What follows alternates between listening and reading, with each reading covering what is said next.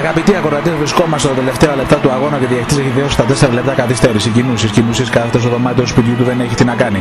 Κινούσεις του έρχεται μια τρομερή ιδέα. Κινούσεις παίρνει το τηλέφωνο. Αρχίζει ο Γιάννης ο Κινούσεις και σχηματίζει το νούμερο το πιο του μελέτη του Πόγκα. Πόγκας. Είναι αυτή τη στιγμή σε φάση που ξεσκατίζει το μωρό και τον ταΐζει. Πόγκας. Ακούει το τηλέφωνο. Πόγκας, ναι, το σηκώνει, ναι.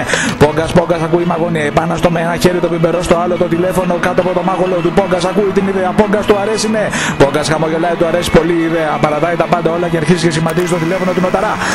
Νοταράς κοιμάται Νοταράς. Χτυπάει το τηλέφωνο μία. Νοταράς κοιμάται, συνεχίζει να κοιμάται. 2 το τηλέφωνο, 3 το τηλέφωνο. Νοταράς κοιμάται. Νοταράς το ακούει, ναι, το σηκώνει. Νοταράς μέσα στην νύχτα του αυτή τη στιγμή δεν ξέρουμε αν μπορεί να καταλάβει τι του λέει ο Πόγκας. Ο Πόγκας συνεχίζει και επιμένει. Νοταράς το καταλαβαίνει. Νοταράς κλείνει το τηλέφωνο και γυρίζει πλάτη. Ο Τζαβάρας κάθεται αυτή τη στιγμή στο σπίτι του και παίζει πιάνο. Ακούει το τηλέφωνο. Είναι ο Νοταράς, ναι, Νοταράς λέει στον Τζαβάρα την τρομερή ιδέα. Τζαβάρας για να δούμε τι θα κάνει. Ακούει, ναι, Τζαβάρας χαμογελάει, ναι, είναι γεγονός Τζαβάρας και τώρα έχει μείνει ένας μόνο για να πάρει τηλέφωνο. Ο Τζαβάρας αυτή τη στιγμή είναι τέταρτο κουφό. Κουφός, ακούει το τηλέφωνο, κουφός δεν το ακούει, το σηκώνει τηλέφωνο, κουφός, Τζαβάρας του λέει την ιδέα, κουφός λέει ναι.